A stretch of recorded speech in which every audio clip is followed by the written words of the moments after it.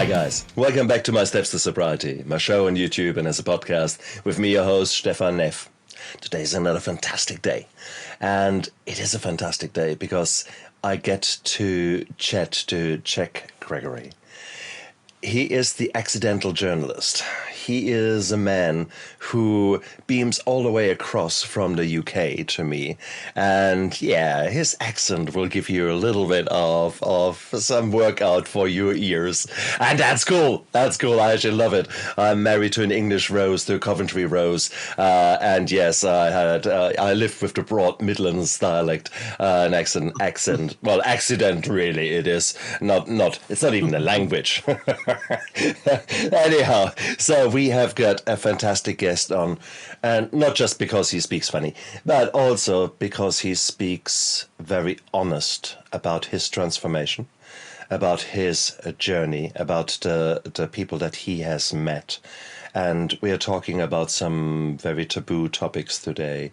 We will talk a lot about triggering things such as sexual abuse, childhood sexual abuse, human trafficking, and the dark underbelly of a society that is known for its stiff upper lip, and during the daytime everything is all right, and then in the evening the alcohol comes out and the girls are fucking everything that moves, and so do the boys. There is England and many other countries are so polarized in their behavior, and it's in such environments that sexual abuse and sexual human trafficking can be so beautifully hidden in plain sight. So let's shine the torchlight on it. Jack, welcome to my show. Great to be here. It is, I mean, I know that you describe yourself as the accidental journalist, and you have written a book that you are at the moment trying to relaunch. Tell us a little bit about that book, because that is a very good entrance point to actually into your story. Everyone says, one day I will write a book. You actually did it. Tell us a bit about it. So it was my second book, and it was the book I was told not to write.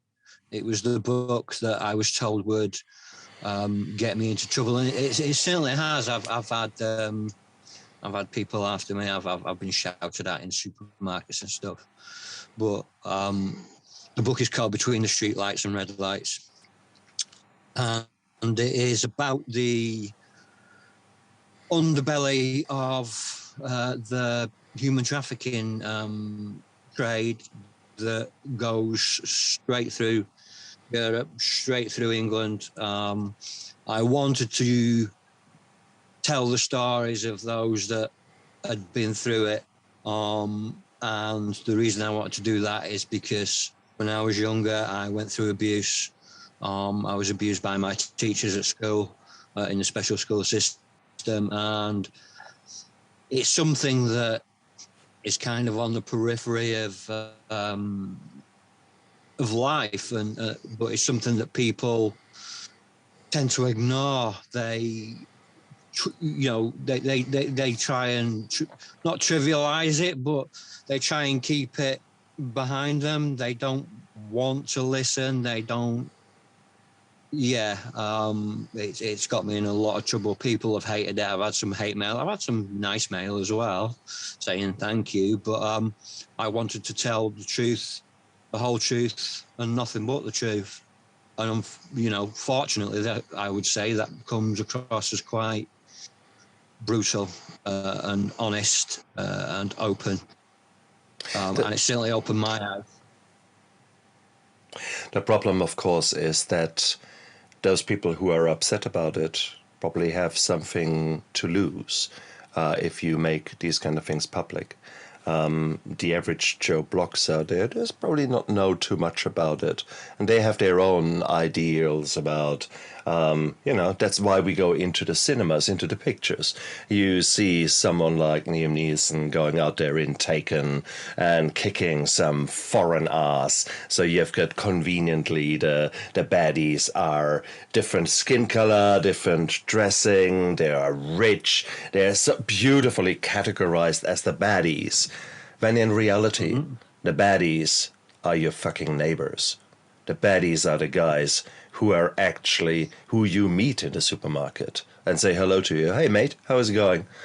And that is the shocking thing behind it. This is not some weird foreigner that is doing something. No, these are the people that are just around you. How did you find these people? How did you hear those stories? So I am myself being a survivor of many things. I'm part of a network. I'm part of a church network, and I contacted some people through Facebook and through email, and I asked friends. I have a friend called Maria Landon, and there was a couple of brutal books written about her life. One of them called Daddy's Little Earner, and that's one of the reasons I wanted to sort of tell these stories. The moment she was born, her dad held her in his hands, looked at her and said, "You're going to be the best little prostitute on the block." And as soon as she could basically walk, he sold her into prostitution. And she went through many years of that, and then escaped from it. So, when I first met her, I was still quite raw about my abuse and stuff like that. So I didn't really talk about it. And then I started talking to these people, talking to these survivors, a lot of them in America. And then I started looking at actually some of these things that they'd gone through, some of this grooming by the adults in their life, grooming by the teachers and things like that. And I could see that in my life. So I really identified with it. So then that gave me a mission to want to tell those stories, and that I did.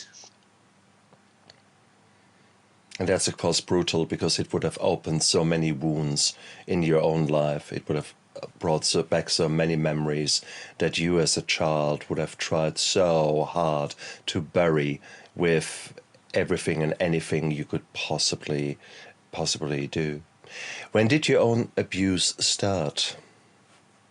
So I was brought up in what's called the special school system here in the UK. In the 1980s. So in the 1980s in the UK, dyslexia wasn't really recognised. And so I was just seen as a special child. I was seen as stupid. I always had a good head for words and knowledge, but I couldn't get it down on paper. So I managed to get through the whole of middle school, and then 1 year of high school before they said, no, we'll put you in the thing. And I was put in there. But on my 8th birthday, my mum reluctantly told me that I was adopted. And that created a massive identity crisis for me at 8 years old. 8 years old, I went through an existential crisis. And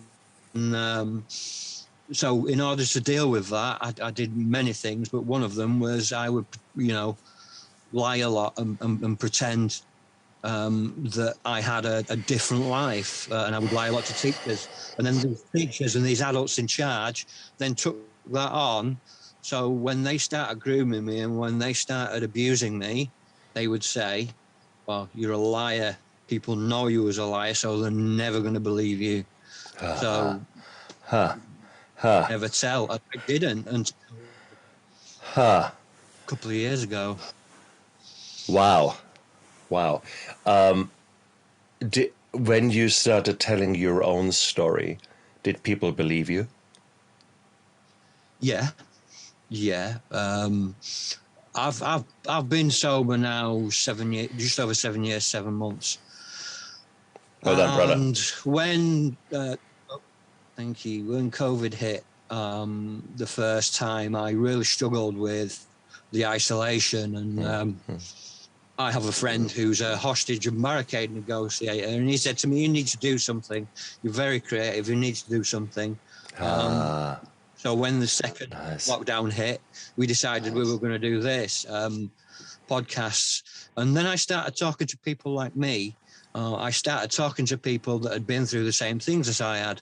I started talking to people that had been through, rape and abuse. I started talking to people that have lost friends and family to murder and suicide. side. And so I started identifying with these people on a deeper level, a more spiritual level. And, you know, that's how I became an accidental journalist. I accidentally fell into journalism. I wanted to be an actor for many years. And I tried, you know, and I've been in some films and, you know, some big films, and, you know, I'm still working now. But I fell into the journalism, and I started talking to these people, and these people were being honest. So I thought the least I could do was to be honest. And I prayed about it, and I spoke with elders at my church, and I knew that I had to get honest and open. And I started speaking about my abuse, and people started saying, I went through that. That's exactly me. This is exactly what happened to me. And then I started crying with these people and laughing with these people. And then more people started saying, come on, because talking about it for me and doing it in such a creative way is so cathartic. You know, I do work steps, but I find it so cathartic talking and just getting across. When I used, you know, I would do anything to not talk about it. I would take drugs, I would drink, I would gamble, I would watch pornography, anything to get my mind off of what I was thinking. And actually, the way that I was treated as a child, I realized that that was manifesting in my mind, and that's what I was seeing in relationship. That's why I had to stop watching things like pornography, because I then began to see the exploitation in it, and I knew I had to then tell the truth, the whole truth, and nothing but the truth, because if I don't, who else is going to do it? Not many people will do it. I talk about the true subjects because other people won't. That's who I am. I need to do that. I need to be honest. I lived a very dishonest life for a long, long time. You know, crime, violence, drugs. It took me down some dark roads, and I needed to be able to let that go. Guilt and shame was something that dogged me for a lot of years, and to kind of throw that away, to put that take away that guilt and shame, I knew that I had to be honest. And to be honest, for me, was really, really hard, because I didn't want to talk about these things that happened. Because, you know, when you're getting abused at 11 years old by a teacher, and you know you can't tell anybody, and it's male teachers and they're passing you about, and you're questioning your sexuality, and you're doing that then through your whole life, and you're thinking, who am I? You know, the whole thing about identity, I didn't know who I was, and I hid that for many years in violence, in drink, in drugs, and it's only over this past 7 years, 7 months that I've started knowing who I am, and who I am is a teacher, which is what I need to be. Because if we've been through a certain way of life, we need to teach, because, you know, I don't want people to go through that. Well, exactly. It's nearly like a duty, isn't it? It's like a force so strong that you simply can't keep it all to yourself. You have gone. I mean, for me personally, I've gone through so much crap, so much pain in my life, and let's give that some meaning. Let's give it some sense. That is all that suffering just so that I've pulled through? No, there must be more to that. So why not speak out and actually be that torch in the darkness for someone else? Because there's so many of us out there who have been in very, very, very dark places. Far more so than we love to say. And very few of us have found our voice, like you and me, being here in public talking about things that are deemed absolutely taboo in most societies out there. So for that, wow, I take my hat off. This is one of the hardest things you have ever done, no doubt about that. And that is therefore so commendable and so beautiful. When you came out and when you said "Me Too," was that actually, you said about 2 years ago, were you encouraged by the Me Too movement that had sort of swept around that time over the various countries? Or were there other factors that moved you to speak out? What was the catalyst? There were other factors. There were other factors. The fact that I chose to speak out had a lot to do with I expected people to speak to me and open up about their lives, so I could get their stories across. So if I expect that, I need to be able to show that. The catalyst for me actually was 8 years ago, and it was March 2015. And not long before, less than a year before, I'd been a homeless addict, addicted to crack cocaine. I'd lost everything in my life. I'd lost my family. I'd lost my children. I'd lost my home, my marriage. And then I'd met a woman. She was serving at a food bank. She took pity on me. She took kindness on me, and she took me out and she bought me a meal, and she bought me tobacco, and she was really nice to me. I married her 3 years ago, but we got together, and we'd been together a little while. I'd been clean for about 6 months. I gave my will over to God in a crack house and fell asleep and woke up, and I haven't used since. But March 2015, 9th of March 2015, I got very, very ill. I ended up in hospital about 4:30 in the afternoon. I could barely breathe. By 7:30, I was dead. Literally. Type 2 lung failure, tuberculosis, pleurisy, an environmental illness that they hadn't seen in about 50 years because of the way that I'd lived my life in the past. And all these things had just started to attack my body. I'd given up drugs and my body had gone, ugh. So I was in hospital. They were pumping me full of hallucinogenic drugs. And I had a complete and utter psychological breakdown. I was convinced that they were trying to poison me with my own blood. I was convinced that I'd caused the end of the world, that I'd given everybody tuberculosis. I know in the thing that we're living in now, but I was convinced that people were dying outside my door of shock through the things that I'd done in my life. I actually physically heard them holding kangaroo court outside the door, and only one person was sticking up for me. All the rest wanted to kill me. And I broke down so badly, so badly. There were people from my church coming to sit with me and pray with me. I've since been told they came to pray for my soul because they thought they were going to lose me again. I was shouting at them, spitting at them, screaming at them. And then, I don't know, some clarity. That was for about 2 weeks. That happened for about 2 weeks. They sectioned me when I was in hospital. And then I met Jesus at the end of my bed. Clear as day, I met Jesus at the end of my bed, and he told me it was going to be all right. And I started getting this clarity back. I was 79 pound. I weighed 79 pound. I'm a 6'1" male that weighed 79 pound. I had to learn to walk again. I couldn't. My mouth was full of sores, but I had to learn to eat again. Before I'd been put in hospital, my life was going quite good because I got a job. But while I was in hospital, I got made redundant.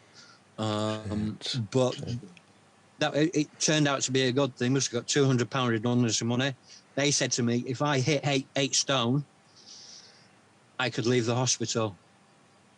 So I was eating their food and then going downstairs in the canteen, buying my own food, people were bringing me in tins of bacon grill and spam, and the nurses were cooking it in the ward. Because I would eat.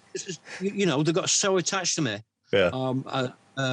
Because of my story, and then I started eating, and they were so happy they started cooking it. And then on a night, I was getting 2-for-1 pizzas, one for me, one for the nurses, and I started getting better. Excellent.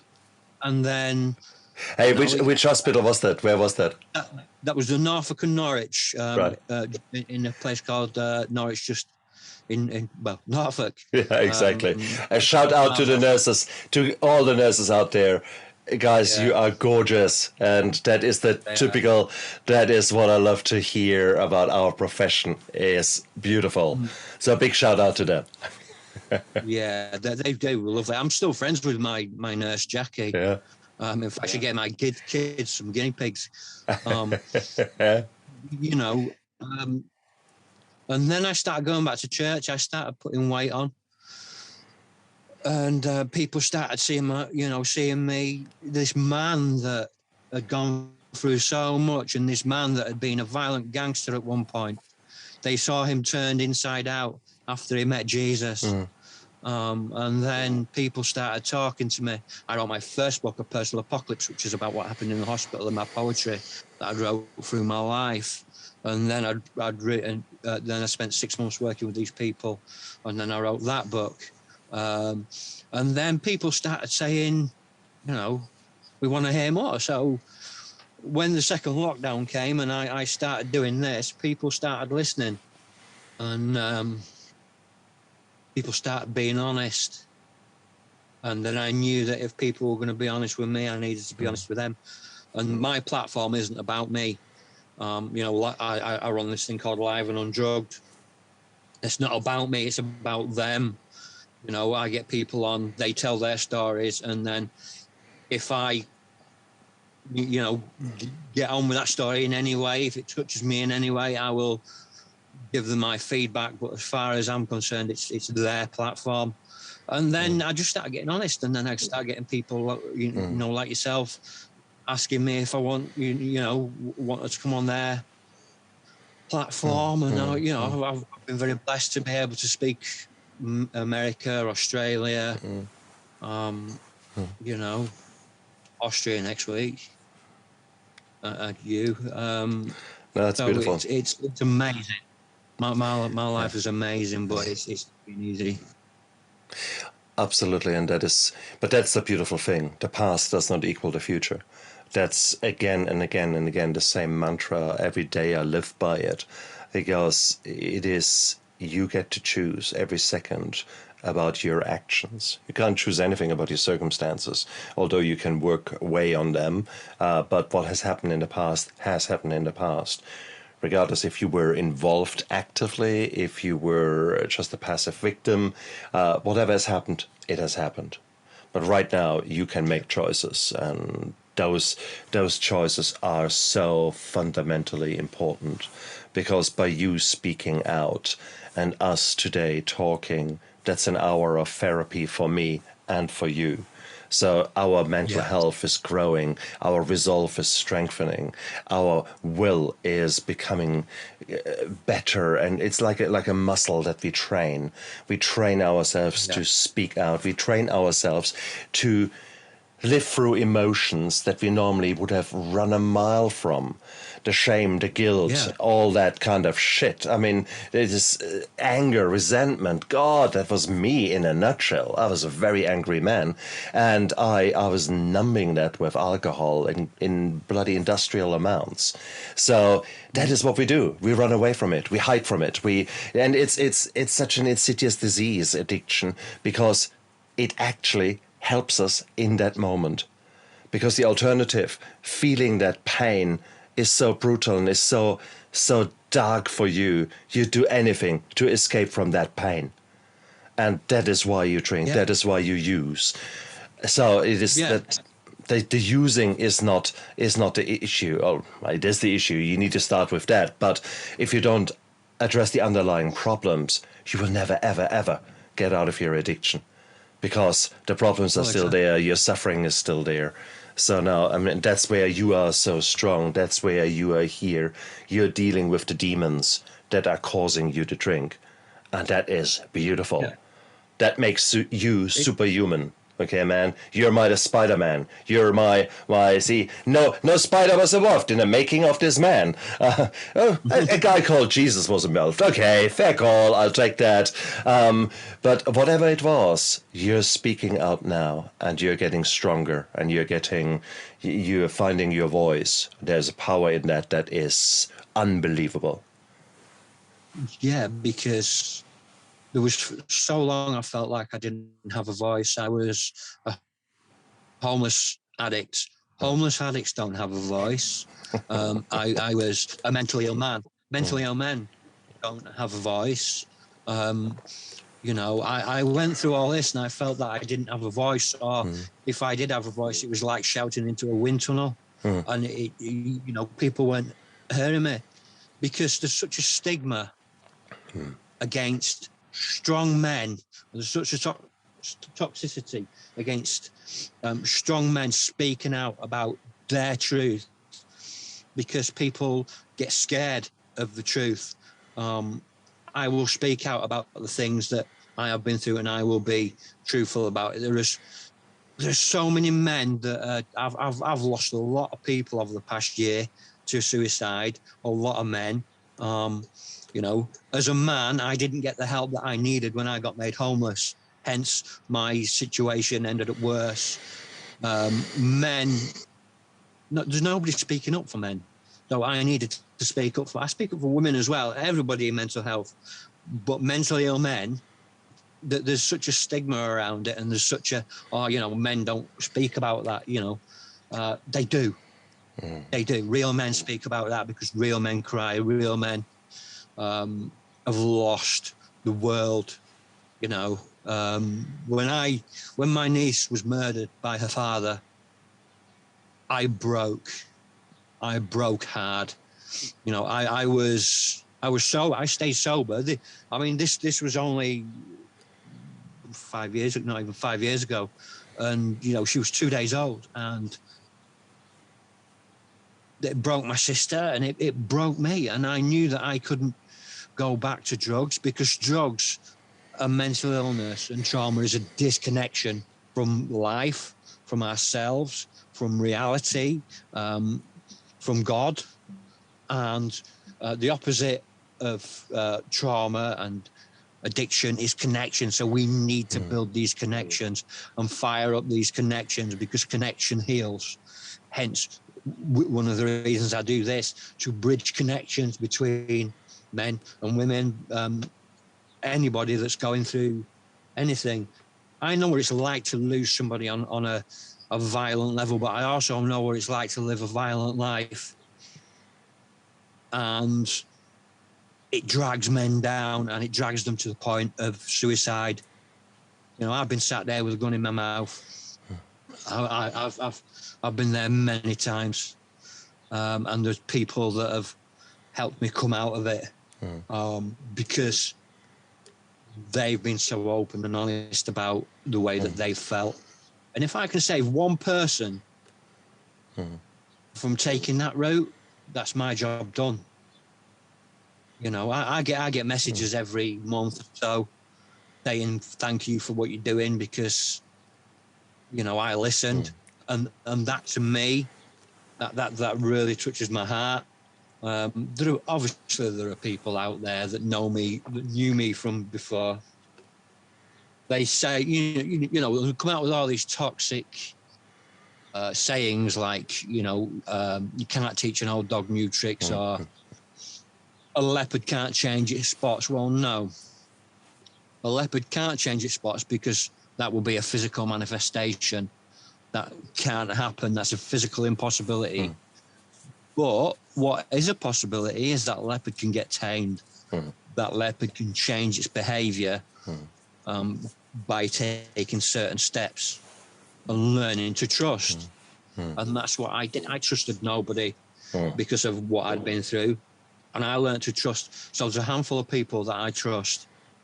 There's a handful of people that I have a deep connection with that want only one thing for me, and that is to have a better life. And then that enables me then to be there for other people. Because without my support network, I wouldn't be able to offer that support, which I do. You know, I have changed. I'm a different man to who I was. There are those that won't believe it. There are those that say, "Oh no, you know, you'll go back to it," you know, or you know, you can't change. But I'm not that same man. I'm not that man that was dying in the hospital bed. No, I'm a completely different person because I've learned about identity. Yeah. I've learned who I am. These things I didn't know. This identity, without drugs, without drink, without all these crutches, this identity, the social structure I've got around me, my family, my friends, my community, my teachers, the people in my church. You know, this is all things that I could never have dreamed of having. You know, was it yesterday? Yeah, yesterday I spent 2 hours speaking to 30 GPs in training about addiction and about my story. Yeah.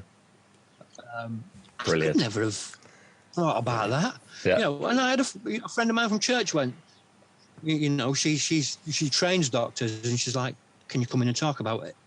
So I did. You know, I've worked on some major films because of the life that I've lived, and I know this is the reason that I have the life now, because I took these certain steps. You know, my steps to sobriety right there behind you. Everything has been a step for me. You know, that couldn't be more prevalent for me, my steps to sobriety. And I'm not just talking about the 12 steps of Alcoholics Anonymous or Narcotics Anonymous. I'm talking about the steps that we take to step over fear, the steps we take to step over the giants. You know, you have to remember, David was a 17, you know, the biblical David, he was a 16, 17-year-old sheep herder. Right? And then he's facing this giant called Goliath. And not only did he slay this giant with one stone, he picked up 3 other stones and went and slayed his 3 other brothers. This is because he stepped out in faith and listened to God and listened to his own instincts. And that's what we have to do. That's what I do. And that is the only reason that, you know, even where I am, in my shed, with my VHS and my things, my little sanatorium, away from the 5 kids running about. But it's amazing. I've got an amazing life, and it's not always easy. We're still skinned. We still haven't got one there. Yeah. There's still a pandemic out there. There's still a useless prime minister that is leading the country down a path. I agree with you. You know what? Sorry, are you talking about New Zealand now or the UK? No, I'm talking about the UK. I know. Yes, you're right. Both are true. Oh dear. But no, you're so right. You're so right. But it is. You are speaking out. You are taking action. You're making every day. You make a decision. Every hour, every minute, every second, you get to make decisions, and you have taken that as not for granted, but you have taken that as the privilege that it is. So here you are. You made that call of coming onto my show. You made that call, therefore, to show you being a leader, to show you to your kids, hey guys, Dad is now being a guest on a show, and he's talking honestly about the shit that he has gone through. Now, that is leadership. That is being a dad. That is being a strong man, because a strong man admits to what he has done. A strong man takes it on the chin, and not in a toxic kind of stupid way, but actually has ownership of his life. Yes, I've been a nasty piece of work then and then in my life. I've done things that I'm so not proud of. But that was then, and here are the reasons why I did it. Not to excuse myself, but to just explain myself. That was me being very sick, very ill in my mind, and for that I do apologize. That is where the making amends come in. That is where a 12-step program allows you to do that, to focus on that, whilst some of the other programs might not necessarily have that in there, but you're rather focusing on the future. You're focusing there on the new life that you want to build up. And I'm all for that. Yet there are things that you have to deal with in your past before you can really 100% focus on the new life that you want to create and which you want to live. So I think both things are important. You can't have one without the other, because sooner or later, if you just build up this dream and turn this dream into a mission, which is exactly what I want you to do, but without dealing with the past, nope, because you're just running away. You're essentially doing nothing else than drinking. You're doing nothing else than using. You're just distracting yourself now forward rather than deal with the shit that happened in the past. And that will come, that will come back to bite you. No two ways around that. Wow. It has done before. You know, I had 12 years of sobriety, and then I ended up homeless and back on gear. You know, I am not my past. I am not the things that I've done in my past, right? I own them. I take ownership of them, because that's what a responsible person does. If I want to take responsibility for the good things that happen in my life, I have to take responsibility for the bad things that happened in my life. And that means the bad decisions. That means those decisions that led me to try and punch my way through my ex-wife's solid pine door because she wouldn't let me see my daughter then when I was raped. But I didn't hear that. We don't hear that. We just hear, I'm not allowed to see my daughter. And that's it. Right. So my daughter, who was 6 at the time, is being looked after by her sister, who is 18, 19 at the time. And there's this madman who she loves very much trying to punch his way through a solid pine door. This is not the action of a sane man. This is the action of an insane man. And that's where my life took me. My life took me to insanity. My life took me to jails, institutions, and literal death. And it's only because I came out through the other side, my daughter was able to, you know, forgive my actions, because she can see the work that I've put in. There was a time when I used to go to meetings, and I would sit in the meetings and I would see these people, and they would have the car, the woman, the family, house, and I think, I want that, I deserve that. Yeah, I was leaving that meeting and going and using because I wasn't willing to put in work. It's only by looking at our traumas and dealing with the past that we can live within today, which then enables us to walk into the future. We're no longer in the victim mentality. We've gone from victim to survivor. The next natural step from survivor is thriver. And that is what we're now doing. We're thriving by teaching. If you can teach, teach. If you can't teach, teach.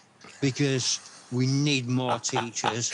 We need more father figures, brother figures, mother figures, grandfather figures. We need these people in our lives. A lot of people don't have, you know, people don't often have, you know, there are people that don't have fathers or a good view of fathers. There are people that don't have a good view of mothers. We have to set the standard. in sobriety, in clean time, in recovery, we have to set the standard. We are held to a much higher standard than what you would say normal people are, because my divergent brain will take me off in any direction it can if I do not focus. And people know that I'm only one step away from being back in the gutter. So they hold people like me to a higher standard, because if we fail royally, and it leads to jails, institution, and death. And if we don't fail and we start to succeed, that leads to speaking in jails, teaching in institutions, and avoiding death. And that is my primary purpose, is to teach. And I love it. It's my all. And it's all because of a woman that was told, don't listen to him. And she took pity on me. She liked my T-shirt. She took me out for a meal. And then, she took a chance on me. The reason I have the life and the career that I have today is because a director took a chance on me. The reason that I wrote my books is because I took a chance on me, and my partner took a chance on me, and I was honest. Now, I could write a load of lies in a book and people would know, because they've been there with me. So, you can't lie to yourself, can you? If you're writing an autobiography book, why lie? Because there's no point. You're just lying to yourself, and that is the biggest treacherous act you can do, to be a traitor to yourself. And that's why I'm here, why I'm sat in my shed. It's why I'm speaking to you. It's why I speak to other people every day, because it's my medicine. It's my life. It's so cathartic to me. It gives me peace. It makes me happy, and it makes me smile. Beautiful. Absolutely beautiful. And that is the power that we are growing within us. And it's a very active thing to do. You need to show yourself the love. You need to show yourself the respect, the dignity. And you do that by every day living a life of integrity. Now, integrity means that you do the right things when no one is watching. Okay, you hold yourself accountable, and it is actually a really beautiful, beautiful feeling. Last night I came home. I had worked 12 hours straight in my job. Came home. My wife had cooked me something, and I was, oh yes, thank you. So I ate that, and then there were things to be done that I didn't want to do. And chores and things, and I hated it, and I would have so liked not to do it, but I actually forced myself and said, no, come on, man, be a man and do what needs to be done. And whilst it took me about 2-3 minutes to jump over the stinking thinking, thereafter, once I had done that chore 20 minutes later, I thought, okay, feels good. And that was me, despite being tired, dead tired, walking. It just felt good doing the right thing. So I'm getting a kick out of integrity. I'm getting a kick out of doing the right things, doing those things that in the past I would have cheated on, I would have hidden from, I would have not even contemplated, because I was so caught up in the world of pain and trying to escape from that pain. So that is so beautiful. So is it fun to weed in the garden? No. Is it fun to wash up? No. Don't think that any of these bloody things that need to be done are anywhere fun. But you can make them fun by just actually saying, hey, I do that now, and it's something that other people struggle with. That feels good. Or you can put some music on and actually go for it. This is go nuts. Who says you have to live a normal life? You like to dress up in I don't know, funny clothing whilst you're doing house chores? Go for it.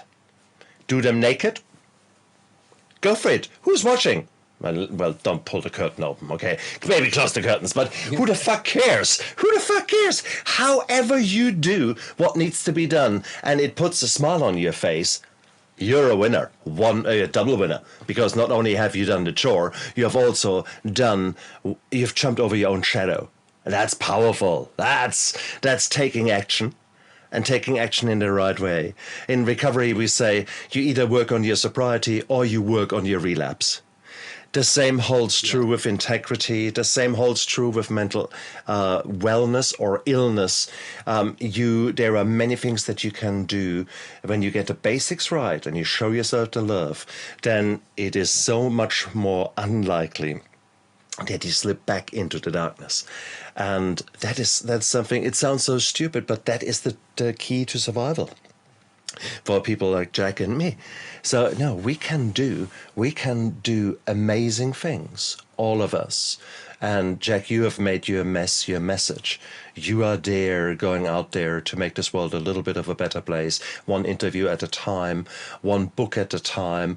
And that is such a beautiful journey. Man, wow. I'm humbled that you came onto my show. I'm humbled that you told your story to me and all the others out there, and that you encouraged us to live an authentic life and to speak out and do something about those things that have hurt you in the past. And let's not be stupid. Hurt people hurt people. So ultimately, there is a vicious cycle going on, and you can disrupt that if you are aware of what is actually driving you, what is happening. So it doesn't mean to say that your children will be equally affected by negativity, by toxicity, by nasty things happening. There is a risk, there's a chance, but it's by no means a given. And they will be very different children now they have observed you, Jack, in your growth, in your transformation. It's so much more likely that they actually use their words and their mindfulness rather than their fists or a knife to sort out their frustration. Do you see that actually? Yeah. Do you notice that? Do you notice changes in your children where they suddenly take leadership roles within the family or within their friendship circle? Yeah, I mean, I do I've always been honest with them. In my sobriety, I've always been honest with them, as honest as I could be. My youngest one was 8 the other day, but, I try to be as honest as I can. And some of my children have behavioural problems. They have, ADHD and things like that. They have anger issues. And there are times when I can't always deal with it, and I shout. I'm a human being. I'm a parent, and sometimes shouting is needed. But it affects me as much, if not more, as it affects them. But I try to teach them that there are alternative ways out there. That when the boy is losing his temper and he's saying, "I can't help it," well, you can, because you can change that one thing. You don't have to change it all, just change that one thing. And then when you've got that one thing down, then you change the next thing. Exactly. For some people, a win is getting out of bed. That's brilliant. Keep focusing on that. Keep focusing on getting out of bed. Then focus on making that bed. And then when you're getting out of bed and you're making that bed, focus on getting a shower. Yeah. These are all little things. And, I know some people say, well, you shouldn't have to tell people all that. Yeah. What you do, you do. I have to tell my daily basis, get up, get on your feet, get dressed. And the responsibilities out there, like doing the school run and taking the kids where they need to be, doing these chores that we don't want to do. But do you know what? They're not just chores, they're blessings, because my life could be a hell of a lot worse. My life was a hell of a lot worse when I didn't focus on chores, and I was only selfish in that thought. That thought was only for me. Now I have my children to think of. my blended family. I have my wife to think of. I don't just have my children and my wife to think of. I'm a known person in my community. I have my community to think of. I am a grateful server in my church. I serve pretty much every day for my church in different roles because I have a serving heart, and a serving heart is a grateful heart, and a grateful heart is a sober heart. And if I can focus on that and not focus on me, but focus on my community, on my family, on my children, and on the things around me, not focusing on me, that's not a bad thing, because then I'm a grateful, recovering addict. There's nothing worse than an ungrateful recovering addict or a dry recovering addict, because it's that stinking thinking. You said that earlier, stinking thinking.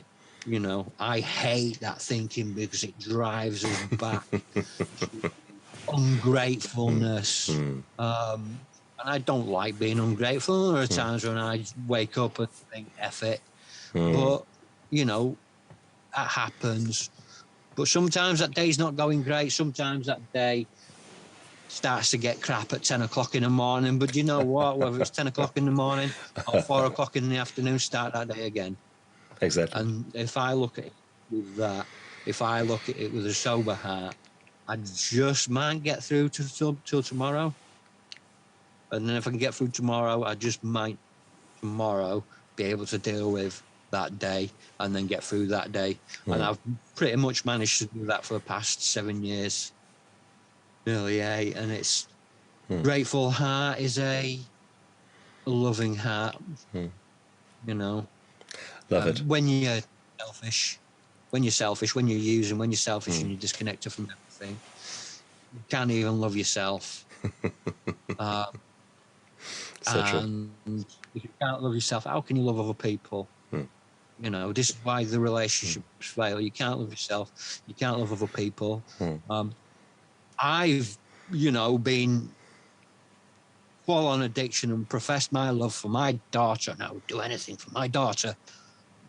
But how could I show love if I couldn't show love to myself? The way that I show love is to show that man that was 6 stone 6, that man that was sat in that hospital bed screaming at people, trying to attack people, that man that wouldn't eat, that man that couldn't see you because he thought that there were really bad things happening. Actually, that man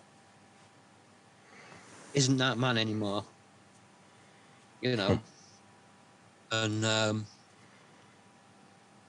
I think my gratitude really hit when not long after I got out of hospital, and I decided I wanted to get baptized.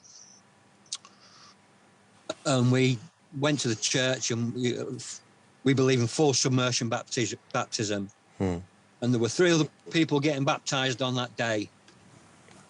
One of the people, one of the younger lads, his dad came.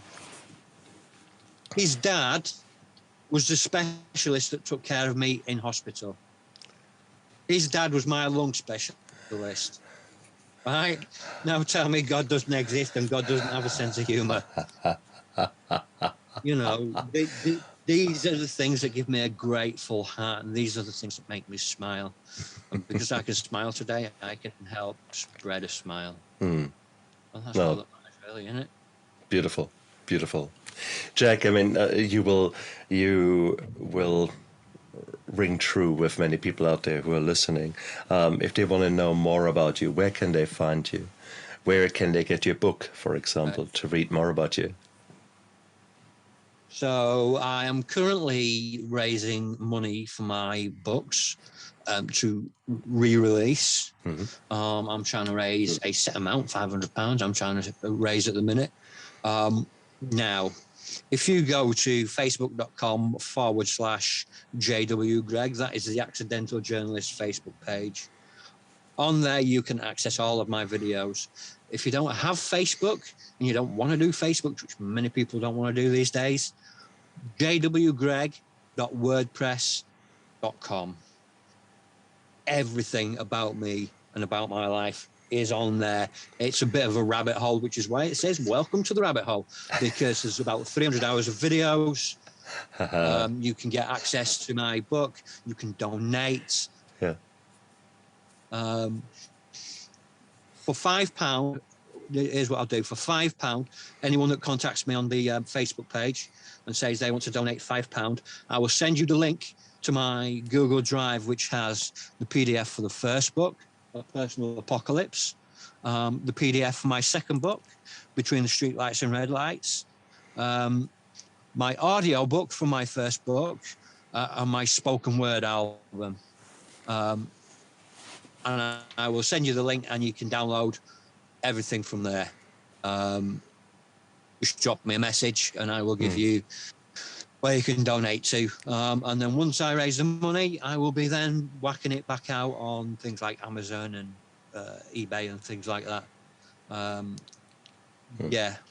Beautiful. Stories that need to be told, and no, that's wonderful.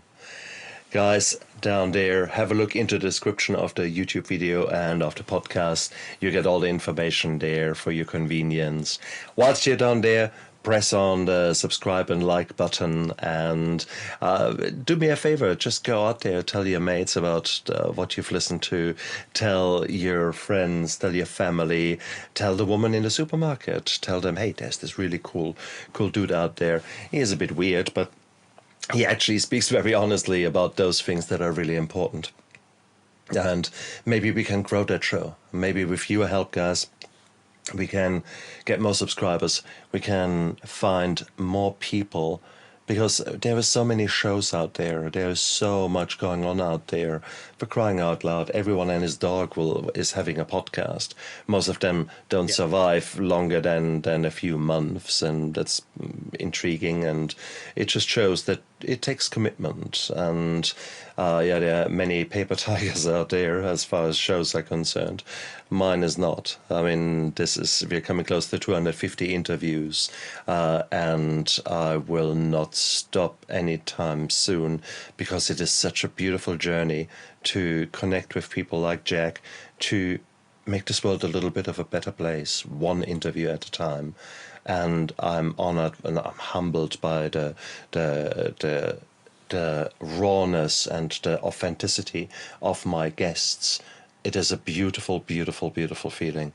And so, guys, go out there, spread the word, help me make this YouTube channel, make this podcast reach more people, so that we can start changing lives.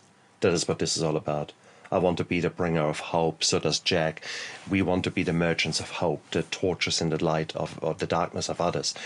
Let's go out there and let's make this world a different place. So, Jack, thank you so much for coming onto my show. I'm really, I mean every single word I said about my gratitude towards you. Thank you so much for coming onto my show. Thanks for having me. I've enjoyed it. And you guys out there, I believe in you. Stay strong and look after yourself.